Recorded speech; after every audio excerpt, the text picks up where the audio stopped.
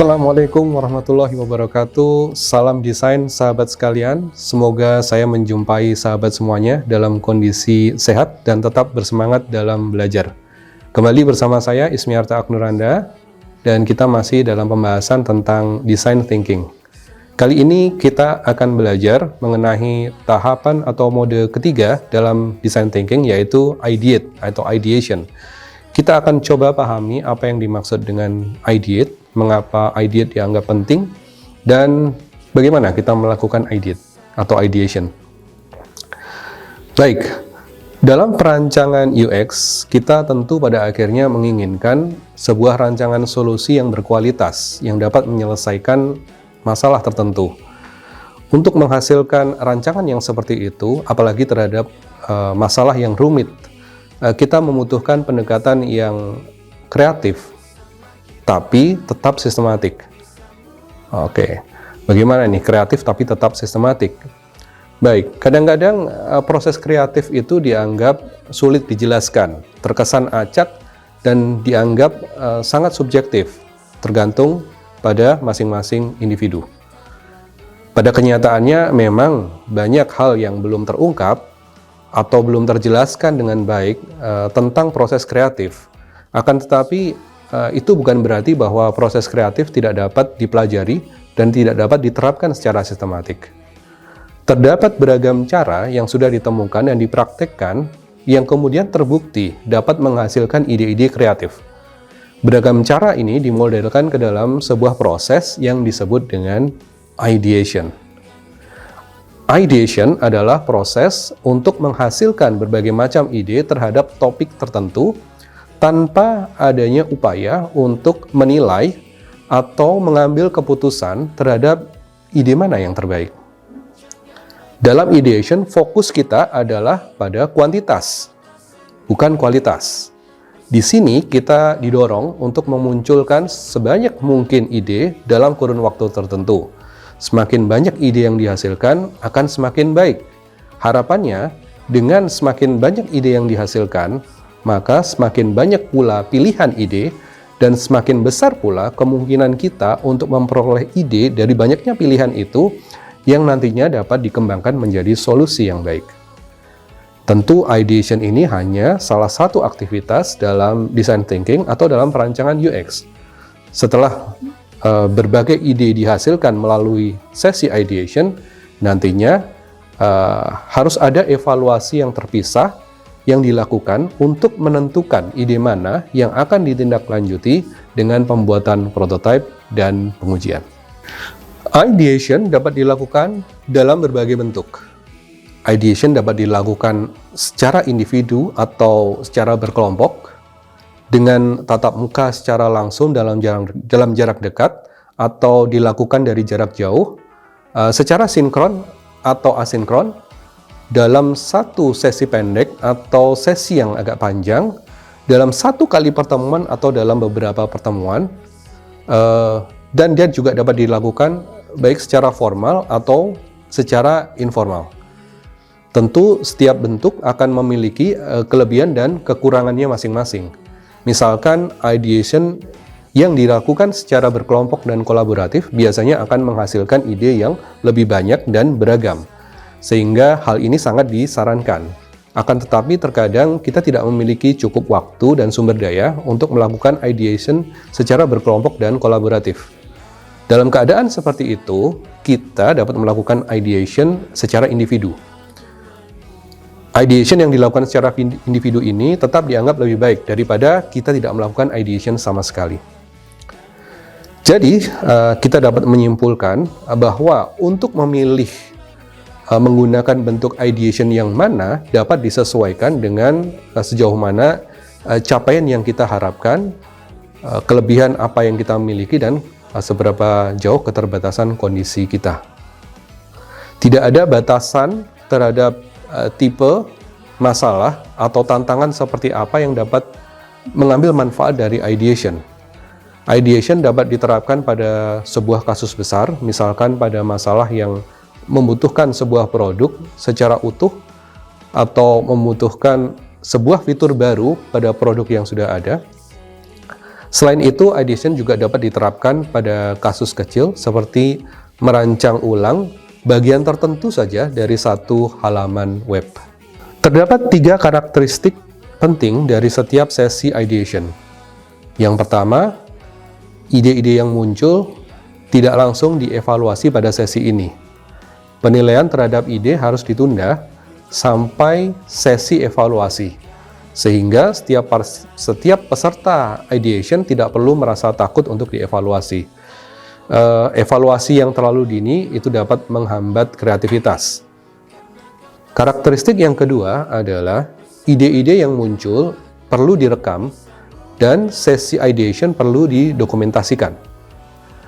Jika kita memanfaatkan teknik-teknik sederhana dalam ideation seperti mencatat ide-ide dengan pena atau spidol di atas kertas biasa, atau di atas sticky notes, atau di atas papan tulis misalkan, atau membuat sketsa di atas kertas, atau membuat prototipe kertas, dan kemudian mengkomunikasikannya kepada peserta lain, maka artefak-artefak berupa catatan ide tadi di atas kertas, sketsa, atau prototipe kertas, itu dapat dianggap sebagai rekaman ide. Dan secara keseluruhan ini semua adalah bagian dari dokumentasi ideation. Teknik yang serupa juga dapat dilakukan secara digital ya. Kita dapat memanfaatkan kombinasi dari aplikasi sederhana. Misalkan aplikasi untuk pengolah kata, aplikasi untuk pengolah lembar kerja atau tabel, dan aplikasi untuk pembuat gambar, yang artefaknya itu dapat dibuat dan diperbarui secara kolaboratif. Selain itu, kita juga bisa memanfaatkan aplikasi yang lebih kompleks ya, kalau kita punya akses terhadapnya. Aplikasi ini bisa kita gunakan untuk membuat sketsa, membuat prototipe, dan sekaligus memiliki fitur kolaborasi yang kita bisa manfaatkan untuk bekerja, membangun ide secara kolaboratif dengan peserta ideation lainnya. Artefak-artefak ini semua merekam ide dalam keadaan sebagaimana ketika mereka dibuat. Sehingga jika artefak ini kita lihat kembali, maka akan dengan mudah mengingatkan kita akan ide-ide yang sudah pernah dimunculkan dan proses yang pernah kita lalui. Walaupun misalkan pada saat itu kita sudah berada di sesi evaluasi atau tahapan lain setelah ideation. Sebagai tambahan, dengan adanya artefak, maka pada sesi ideation, peserta ideation akan mendapatkan inspirasi ketika melihat artefak-artefak tersebut untuk memunculkan ide-ide yang baru. Karakteristik yang ketiga adalah bahwa kolaborasi dapat memicu beragam ide. Walaupun dapat dilakukan secara individu, ideation yang dilakukan secara berkelompok dan kolaboratif seringkali bisa memunculkan lebih banyak dan lebih beragam ide. Ideation secara kolaboratif juga dinilai lebih efektif untuk memunculkan ide-ide yang berkualitas, asalkan jumlah partisipannya tidak terlalu banyak. Oleh karena itu, akan lebih baik jika kita bisa melakukan ideation secara kolaboratif, meskipun itu berarti hanya dilakukan oleh 2 orang misalkan. Ya. Berdasarkan penelitian industri yang dilakukan oleh Aurora Harley dan kawan-kawan dalam artikel yang dipublikasikan di tahun 2017, hampir semua dari 257 responden penelitian mereka cenderung menggunakan ideation dalam kelompok kecil dengan kurang dari 8 peserta.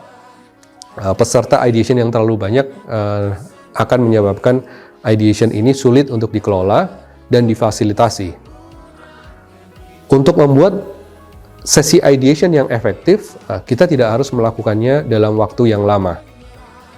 Satu sesi ideation yang efektif dapat dilakukan dalam waktu yang relatif pendek, yaitu mulai dari 15 menit misalkan, sampai kurang dari 3 jam. Karakter yang kedua adalah ide-ide yang muncul perlu direkam dan sesi ideation perlu didokumentasikan. Jika kita memanfaatkan teknik-teknik sederhana dalam ideation seperti mencatat ide-ide dengan pena atau spidol di atas kertas biasa, di atas sticky notes, atau di papan tulis, atau membuat sketsa di atas kertas, atau membuat prototipe kertas dan mengkomunikasikannya kepada peserta lain, maka artefak-artefak tersebut yang berupa catatan ide, sketsa, atau prototipe kertas dapat dianggap sebagai rekaman ide. Dan secara keseluruhan, itu semua adalah merupakan bagian dari dokumentasi ideation. Teknik yang serupa dapat dilakukan juga secara digital dengan memanfaatkan kombinasi dari berbagai aplikasi sederhana, misalkan aplikasi untuk pengolah kata, aplikasi pengolah lembar kerja atau tabel, dan aplikasi pembuat gambar yang artefaknya dapat dibuat dan diperbarui secara kolaboratif. Kita juga bisa memanfaatkan aplikasi yang lebih kompleks dari itu untuk membuat sketsa dan untuk membuat prototipe yang sekaligus memiliki fitur kolaborasi yang kita bisa manfaatkan untuk bekerja sama membuat ide dengan peserta ideasi yang lainnya. Artefak-artefak ini merekam ide dalam keadaan sebagaimana ketika ide-ide itu dibuat. Sehingga jika dilihat kembali, artefak ini dapat dengan mudah mengingatkan kita akan ide-ide yang pernah kita munculkan atau dimunculkan oleh peserta ideation lainnya dan mengingatkan kita terhadap proses yang dilalui. Walaupun pada saat itu misalkan kita telah berada di sesi evaluasi atau tahapan lain setelah ideation. Sebagai tambahan, keberadaan artefak-artefak ini dalam sesi ideation juga bisa memberikan inspirasi bagi para peserta ideation untuk memunculkan ide-ide yang baru. Karakter yang ketiga adalah bahwa kolaborasi dapat memicu beragam ide. Walaupun dapat dilakukan secara individu, ideation yang dilakukan secara berkelompok dan berkolaborasi seringkali bisa memunculkan lebih banyak ide dan lebih beragam ide. Ideation secara kolaboratif juga dinilai lebih efektif untuk memunculkan ide-ide yang berkualitas, asalkan jumlah partisipannya tidak terlalu banyak. Oleh karena itu, akan lebih baik jika kita bisa melakukan ideation secara kolaboratif, meskipun itu berarti hanya dilakukan misalkan oleh 2 orang. Berdasarkan penelitian industri yang dilakukan oleh Aurora Harley dan kawan-kawannya dalam artikel yang mereka publikasikan di tahun 2017, hampir semua dari 257 responden penelitian mereka cenderung melakukan ideation dalam kelompok yang kecil dengan kurang dari 8 peserta. Peserta ideation yang terlalu banyak akan menyebabkan ideation ini sulit dikelola dan sulit juga difasilitasi. Ideation juga dapat dilakukan secara kombinasi antara ideation secara individu dan ideation secara kolaboratif. Untuk membuat sesi ideation efektif, kita tidak harus melakukannya dalam waktu yang lama. Satu sesi ideation yang efektif dapat dilakukan dalam waktu yang relatif pendek, yaitu mulai dari 15 menit sampai kurang dari 3 jam. Bagaimana kita melakukan ideation? Sebelum memulai ideation, kita harus ingat bahwa solusi yang akan kita hasilkan haruslah menyelesaikan masalah yang sebenarnya yang layak untuk diselesaikan dan telah disepakati. Oleh karena itu, ideation seharusnya didasarkan atas pernyataan masalah atau pernyataan kebutuhan pengguna seperti yang telah kita buat sebelumnya dalam bentuk POP statement, dan didasarkan juga atas pertanyaan bagaimana kita bisa atau how might we questions yang telah kita definisikan juga di mode define. Terdapat banyak sekali teknik yang dapat dimanfaatkan untuk ideation, dan di antara yang sering digunakan adalah teknik-teknik yang berdasarkan aktivitas brainstorming dan aktivitas lainnya yang serupa seperti brain dumping, brain writing, dan brain walking. Brainstorming dilakukan secara berkelompok. Pada brainstorming, setiap peserta diminta untuk menyampaikan idenya kepada peserta lainnya.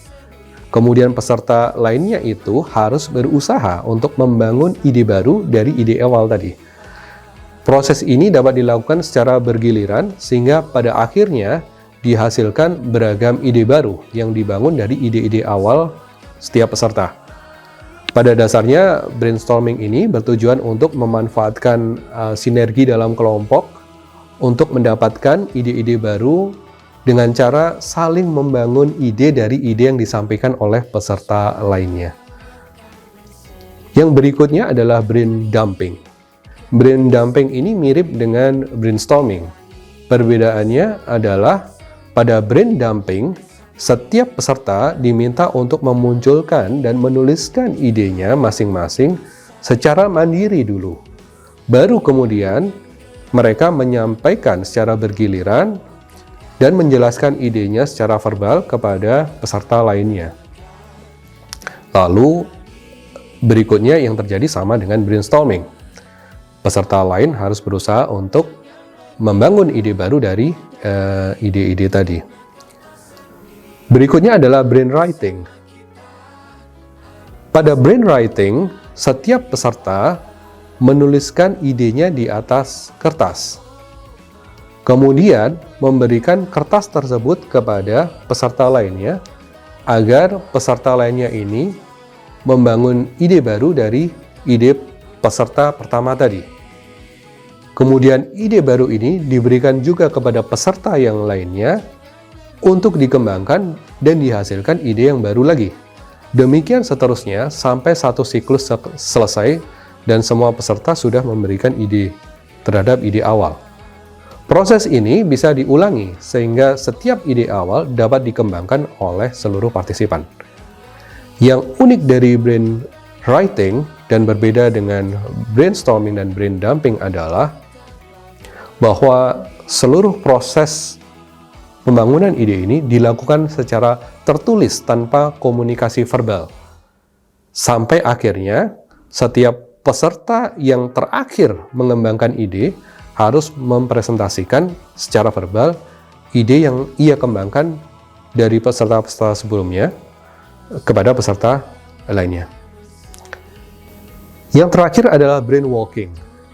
Brainwalking ini sangat mirip dengan brainwriting, dengan satu perbedaan yang dirasa berdampak besar, yaitu setelah seorang peserta menuliskan idenya di atas kertas, ia harus secara fisik bergerak dan berjalan menuju peserta lainnya untuk menyampaikan kertas tersebut.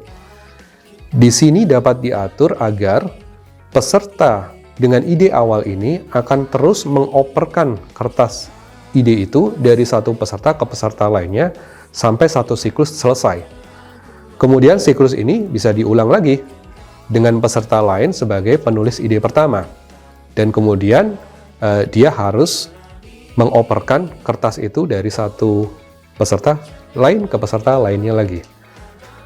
Nah, yang menarik adalah ternyata aktivitas fisik dalam brainwalking ini dianggap membantu untuk membangkitkan gairah dan motivasi, serta bisa mendorong peserta agar mereka cepat berbaur satu dengan yang lainnya.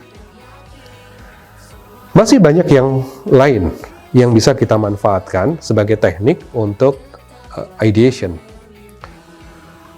Kita juga dapat mengkombinasikan beberapa teknik dasar tersebut secara fleksibel. Pada dasarnya, tidak ada satu teknik sempurna yang terbaik untuk seluruh kasus. Yang jelas, teknik manapun yang kita pilih, seharusnya kita tetap memulai ideation kita berdasarkan masalah tertentu yang telah kita definisikan di tahapan define.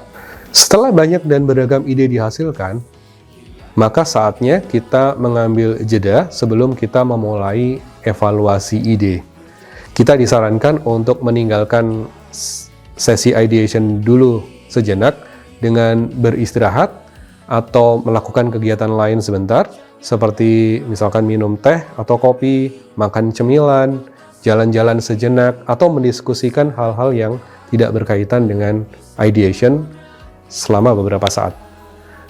Dengan demikian, diharapkan kita bisa memulai evaluasi ide dengan pikiran yang segar, tidak mengambil keputusan dalam kondisi yang lelah, dan dapat memberikan penilaian dan pemilihan ide secara lebih baik.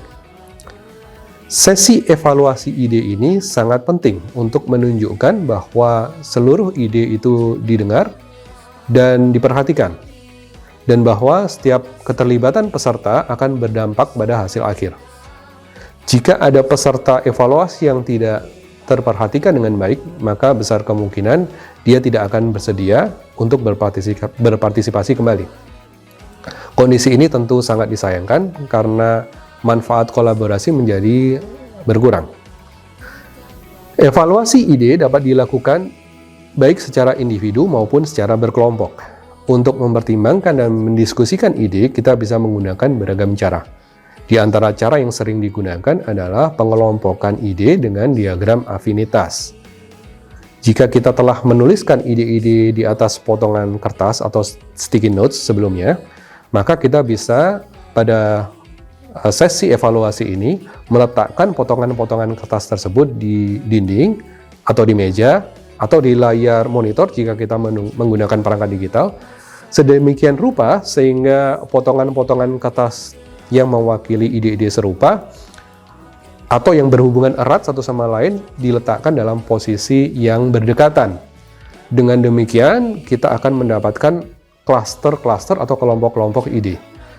Kategori yang kita gunakan bisa kita tentukan sebelumnya sendiri atau ditentukan oleh fasilitator sebelumnya, atau bisa juga kita simpulkan atau kita perbarui setelah ide-ide tersebut kita kelompokkan. Hasil pengelompokan inilah yang kemudian disebut sebagai diagram afinitas. Selanjutnya, setelah klaster-klaster ini kita dapatkan, seringkali kita membutuhkan cara untuk memilih klaster mana atau ide mana yang akan kita tindak lanjuti. Di antara cara yang sering digunakan adalah dengan membuat dan menerapkan kriteria untuk pemilihan.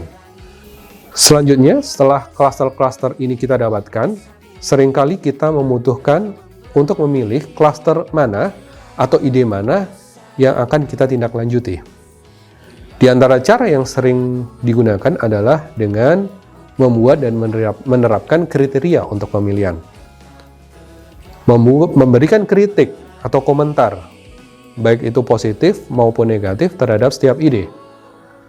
Melakukan voting atau pemilihan dengan suara terbanyak dengan cara memberikan tanda pada ide-ide yang dipilih.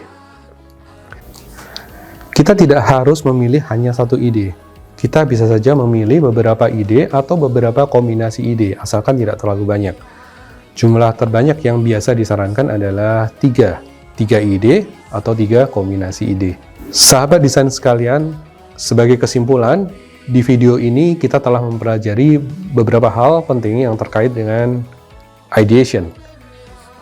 Gunakan kebebasan berpikir Anda, cobalah untuk kreatif, berkolaborasilah, buat ide sebanyak-banyaknya tanpa evaluasi, baru lakukan evaluasi, dan pilih ide-ide yang terbaik. Demikian apa yang bisa saya sampaikan di video kali ini. Tetap bersemangat dalam belajar. Assalamualaikum warahmatullahi wabarakatuh.